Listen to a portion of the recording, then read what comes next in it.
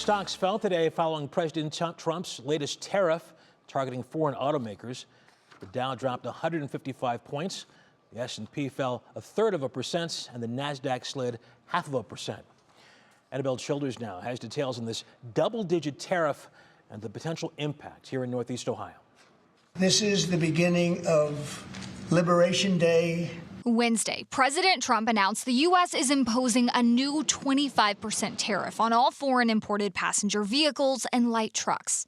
That tariff will also apply to foreign imported parts like engines, transmissions, and electrical components. If they're made in the United States, there's absolutely no tariff. Now, it's important to note no car is actually 100% American made. Vehicles are made up of thousands of parts from different places. According to the 2024 Made in America Auto Index, Tesla holds the top spots for vehicles made with the most domestic material. And even their top domestic made car, the Tesla Model 3 Performance, has 12.5% of its content made in other countries. Lou Vitantonio, president of the Cleveland Auto Dealers Association, says dealers are waiting to see the logistics of these tariffs and what exactly will be taxed.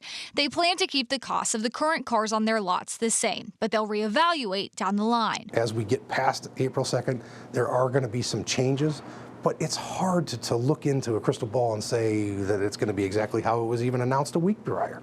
So sometimes it's a little bit of a moving target.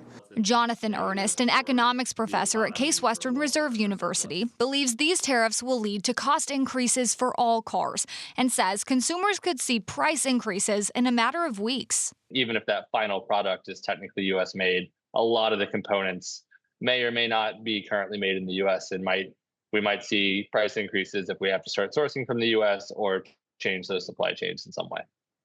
Now, the reaction to these tariffs on a broader stage has been varied. The union, United Auto Workers, is praising the tariffs and the potential for new American manufacturing jobs.